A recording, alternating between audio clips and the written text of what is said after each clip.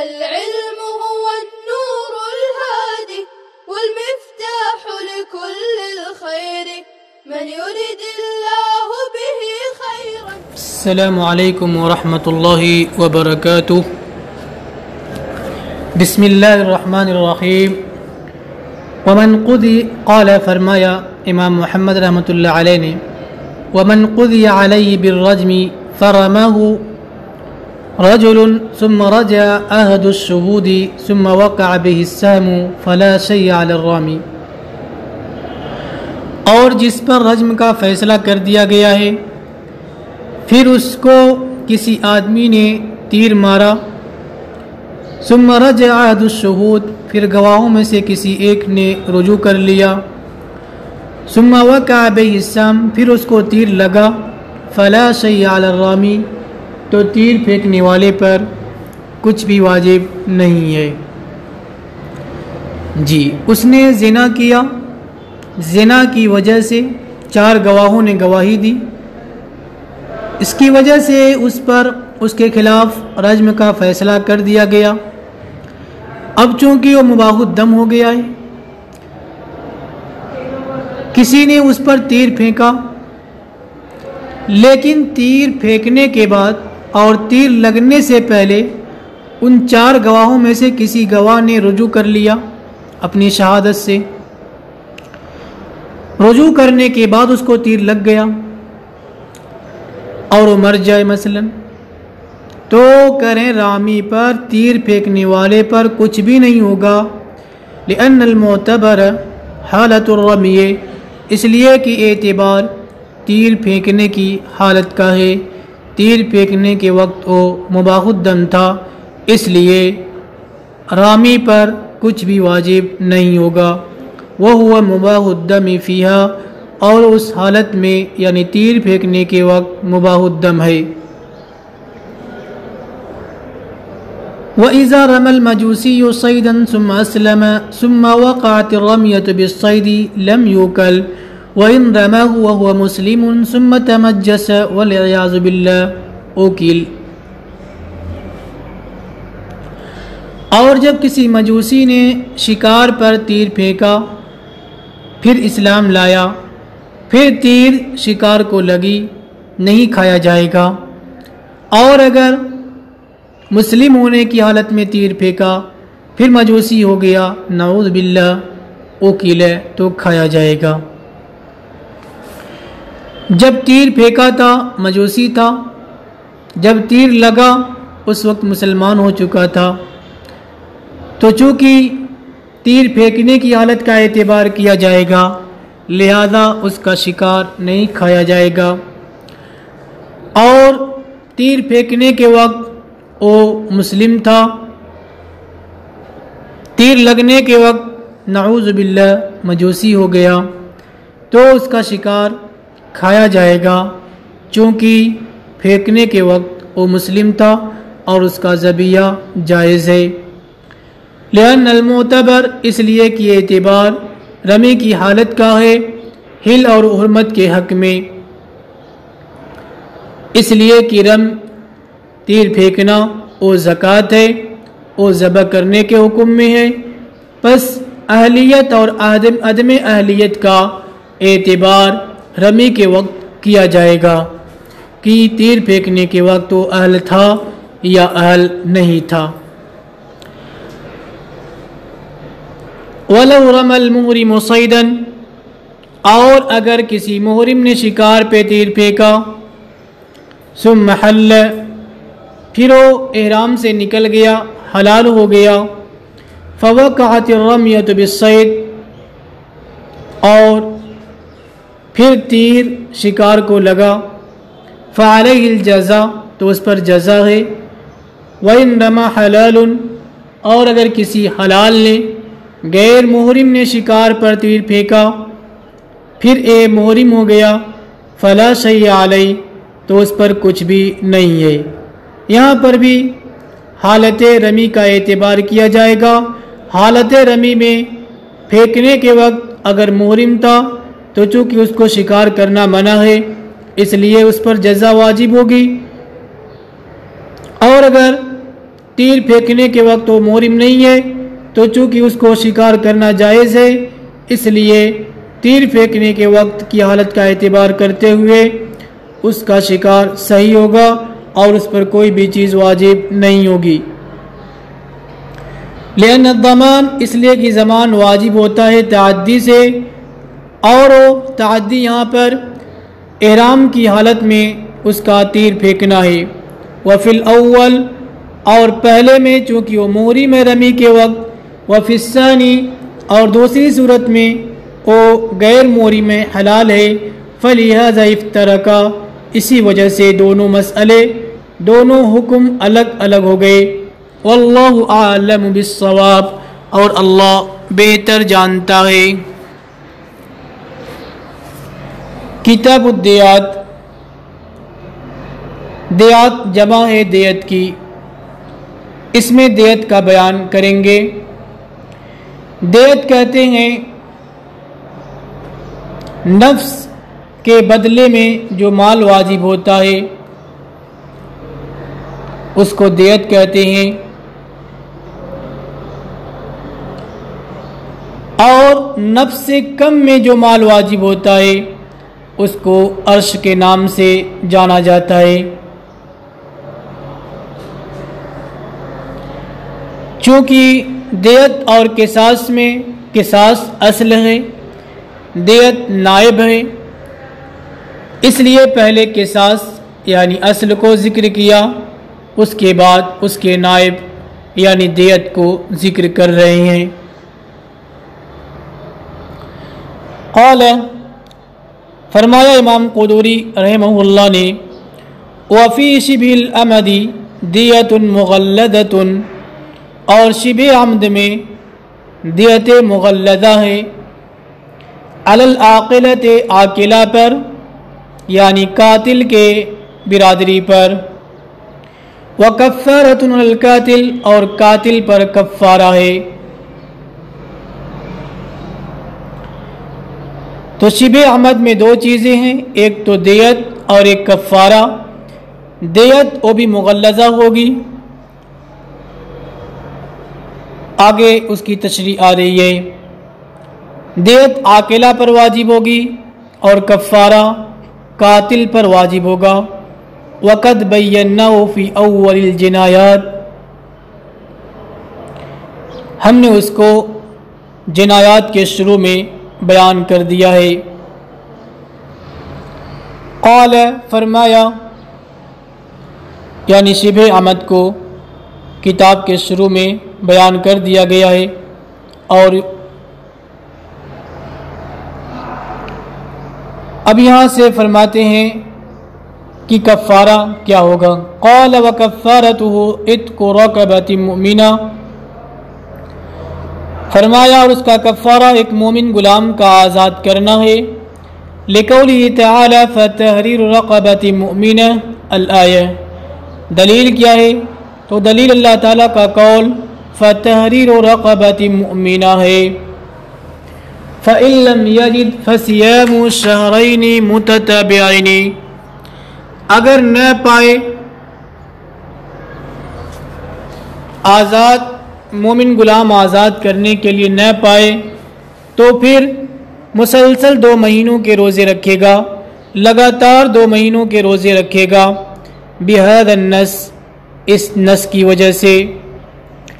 ولا يجزئ فيه الإطعام، فرماتے ہیں کہ اس میں کھانا کھلانا کافی نہیں ہوگا۔ کیوں؟ اس لیے کہ کھانا کھلانے کو لے کر کوئی نص وارد نہیں ہوئی ہے۔ غلام آزاد کرنے اور 2 مہینے کے روزے رکھنے کے سلسلے میں نص ہے، اور کھلانے کے سلسلے میں کوئی نص نہیں ہے۔ والمقادیر تعرف بالتوقیف، اور مقادیر کی معرفت توقیف سے ہوتی ہے، یعنی کفارے وغیرہ کی تعین، اس کی پہچان شریعت کے پہچان کرانے سے ہوتی ہے۔ کتنا کفارہ ہے، کون سا کفارہ ہے، اس میں قیاس کا دخل نہیں ہے۔ لہذا جن چیزوں کے سلسلے میں نص وارد ہوئی ہے اس کو تو ہم کفارے کے لیے کافی مانیں گے، جیسے کہ غلام آزاد کرنا اور کھانا کھلانا، اور جن چیزوں کے بارے میں نص وارد نہیں ہوئی ہے تو چونکہ اس میں قیاس نہیں چل سکتا، اس لیے ہم دوسری چیز کو مثلا اطعام کو اس کا کفارہ نہیں قرار دے سکتے۔ وَلِأَنَّهُ جَعَلَ الْمَذْكُورَ كُلَّ الْوَاجِبِ بِحَرْفِ الْفَاءِ، اور اس لیے کہ مذکور کو کل واجب بنا دیا حرف فا سے، یعنی جب فا کے بعد جزا کا تذکرہ ہو، فا کے بعد جزا کو ذکر کیا جائے تو مکمل جزا جتنی بھی واجب ہوئی ہے کسی فعل کے نتیجے میں وہ مکمل واجب ہوتا ہے، ادھورا ناقص نہیں ہوتا ہے۔ تو معلوم ہوا کہ فتحریر رقبۃ مؤمنہ، اس کے بعد فمن لم یجد، جو نہ پائے تو 2 مہینے کے روزے، یہ مکمل جزا ہے، مکمل واجب ہے، لہذا جب یہ مکمل ہے تو صرف انہی کو کفارہ قرار دیا جائے گا، دوسری چیز کو نہیں۔ او لکونہ کل المذکور علی ما عرف، یا اس لیے کہ وہ مکمل مذکور ہے، کل مذکور ہے، جیسا کہ معلوم ہو چکا ہے اصول فقہ کے اندر کہ جب حاجت کی جگہ میں کوئی حکم مذکور ہو تو مکمل ہوتا ہے، اس میں نقص نہیں ہوتا ہے، اور یہاں پر بھی حاجت کی جگہ میں کفارے کو بیان کیا گیا ہے، تو یہ کفارہ یعنی غلام آزاد کرنا اور 2 مہینے کے روزے رکھنا، یعنی غلام نہ پانے کی صورت میں 2 مہینے کے روزے رکھنا، یہ کل مذکور ہے، لہذا اتنی ہی پر اکتفا کیا جائے گا، اطعام وغیرہ کو اس میں داخل نہیں کیا جائے گا۔ وَيُجْزِئُهُ رَضِيٌّ أَحَدُ أَبَوَيْهِ مُسْلِمٌ، کفارے کے لیے وہ شیرخوار بچہ کافی ہوگا جس کے ابوین میں سے کوئی ایک مسلمان ہو، لِأَنَّهُ مُسْلِمٌ بِهِ، اس لیے کہ وہ اس کے تابع ہو کر اس کے ساتھ وہ بھی مسلمان مانا جائے گا، اور ظاہر اس کے اطراف اعضاء و جوارح کا سالم ہونا ہے۔ جی تو معلوم ہوا کہ 2 چیزیں ہیں، 2 شرطیں ہیں، مسلم ہونا اور اعضاء و جوارح کا صحیح سالم ہونا۔ وَلَا يُجْزِئُ مَا فِي الْبَطْنِ، اور وہ بچہ کافی نہیں ہوگا جو ماں کے پیٹ میں ہو، لِأَنَّهُ لَمْ تُعْرَفْ حَيَاتُهُ وَلَا سَلَامَتُهُ، اس لیے کہ اس کی حیات، اس کی زندگی معلوم نہیں ہے اور نہ ہی اعضاء و جوارح کی سلامتی معلوم ہے، لہذا شرط نہیں پائی گئی، تو حمل والا بچہ کفارے کے لیے کافی نہیں ہوگا۔ قال، فرمایا، وَهُوَ الْكَفَّارَةُ فِي الْخَطَئِ لِمَا تَلَوْنَا، اور وہی کفارہ خطا میں بھی ہوگا، جو کفارہ شبہ عمد میں ہے وہی کفارہ خطا میں بھی ہوگا، اس لیے کہ خطا میں تو صراحت کے ساتھ مذکور ہے، لما تلونہ، جیسا کہ ہم نے اس کو پیچھے وَدِيَتُهُ،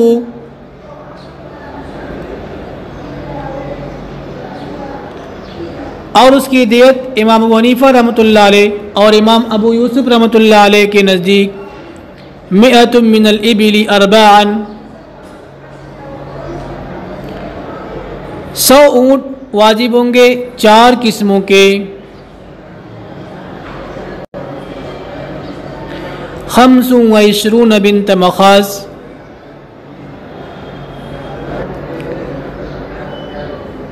25 بنت مخاض، 25 بنت لبون، 25 حکہ اور 25 جزا، اس طریقے سے 100 ہو جائیں گے۔ ان کی تفصیل کتاب الزکوٰۃ میں گزر چکی ہے، جزا یا حقہ وغیرہ کی۔ وقال محمد والشافعی، امام محمد اور امام شافعی رحمہ اللہ کے نزدیک 3 قسموں کے ہوں گے، 30 جزا، 30 جزا، 30 حقہ اور 40 سنیہ۔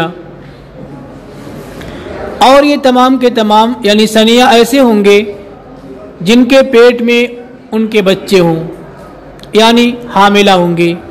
لقول علیہ السلام، اس لیے کہ آپ علیہ السلام نے فرمایا ہے کہ خط آمد کا مقتول کوڑے اور ڈنڈے کا مقتول ہے، یہ حدیث گزر چکی ہے۔ اس کے بعد اللہ کے نبی نے فرمایا وَفِيهِ مِئَةٌ مِّنَ الْإِبِلِ 40 مِنْهَا فِي بُطُونِهَا أَوْلَادُهَا، کہ اس میں 100 اونٹ ہیں، 40 ایسے ہونے چاہیے جن کے پیٹ میں بچے ہوں۔ وعن عمر وزید، اور حضرت عمر اور زید رضی اللہ عنہما سے ثابت ہے، کیا منقول ہے، 30 حقہ، 30 حقہ اور 30 جزا۔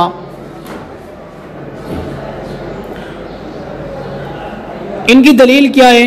امام شافعی اور امام محمد رحمہ اللہ کی فرماتے ہیں اس لیے کہ لأن دیت شبہ العمد اغلظ، اس لیے کہ شبہ عمد کی دیت اشد ہے، غلیظ ہے، وذلک فیما قلنا، اور یہ اسی صورت میں ہوگی جو ہم نے کہا۔ ولہما، شیخین کی دلیل قول علیہ السلام فی نفس المؤمن 100 من الابل، مومن کے نفس میں 100 اونٹ ہے، اس میں کوئی قید نہیں ہے۔ وما روایہ،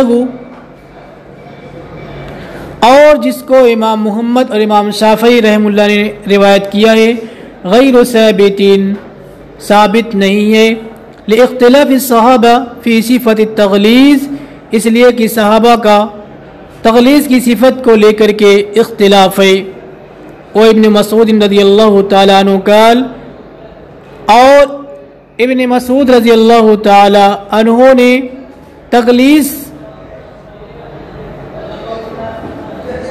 تغلیظ کے اندر اربعن کہا ہے، یعنی اربعن سے 4 قسموں کے اونٹ سے تغلیظ حاصل ہو جاتی ہے، کما ذکرنا، جیسا کہ ہم نے ذکر کیا۔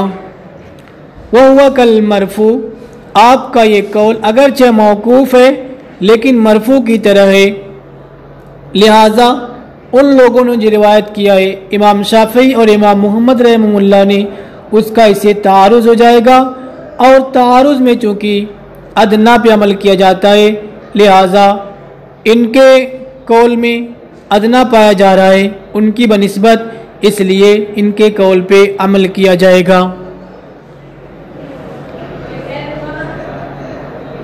قال، فرمایا ولا يثبت التغلیظ الا فی الابل خاصۃ، تغلیظ خاص طور پہ اونٹوں میں ثابت ہوگی، اگر اونٹ کے بدلے دوسری کوئی چیز دیت واجب ہو، دیت دی جائے تو اس میں تغلیظ نہیں ہے۔ لأن التوقیف فیہ، اس لیے کہ توقیف یعنی شارع کی طرف سے اونٹ کے اندر ہے، نہ کہ دوسری چیز کے اندر۔ پس اگر دیت ادا کیا اونٹ کے علاوہ دوسری چیز سے، لم یتغلظ، تو دیت مغلظہ نہیں ہوگی، دیت مغلظہ نہیں ہوگی، جیسا کہ ہم نے کہا، یعنی کہ اونٹوں کے اندر ہی شریعت کی جانب سے تغلیظ معلوم ہوئی ہے، لہذا تغلیظ صرف دیت میں ہوگی، اونٹ کے دیت میں ہوگی، دوسری دیت میں نہیں ہوگی۔ السلام علیکم ورحمۃ اللہ وبرکاتہ۔ السلام عليكم، لا تنسوا الاعجاب بالفيديو والاشتراك في القناة تشجيعا لنا لنستمر بنشر المزيد إن شاء الله.